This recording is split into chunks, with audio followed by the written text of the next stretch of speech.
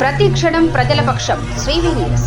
ఇంటి పనులు సకాలంలో చెల్లించి గ్రామాభివృద్ధికి సహకరించాలని తూర్పుగోదావరి జిల్లా కపిలేశ్వరపురం మండల అభివృద్ధి అధికారి హెచ్ భానుజీరావు అన్నారు.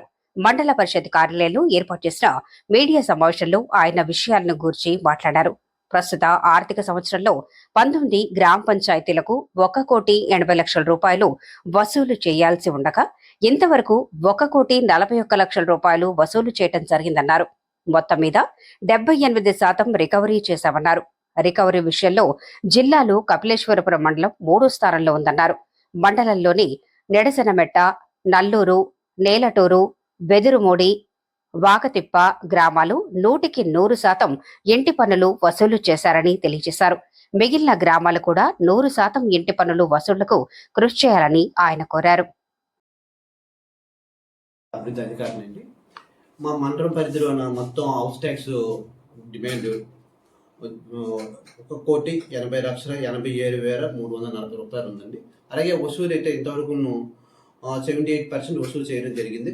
అంటే 1,41,54,701 బ్యాలెన్స్ అయితే ఇంతవరకు మనకి ఇంకా బ్యాలెన్స్ 38,32,050 ఉందండి. 78% వసూలు చేయడం జరిగింది. అసెస్మెంట్ పరంగా చూస్తే 82% వసూలు చేశాము.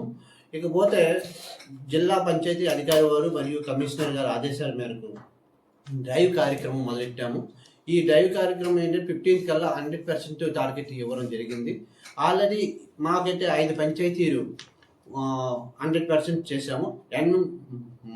నెరసనమెట్ట, నేలటూరు, నల్లూరు, వడ్రమూరి, వాకటిప్ప ఈ 5 పంచాయతీలు 100% చేయడం జరిగిందండి. అలాగే 85 నుంచి 94% వరకు ఒక 6 పంచాయతీలు ఉన్నాయండి.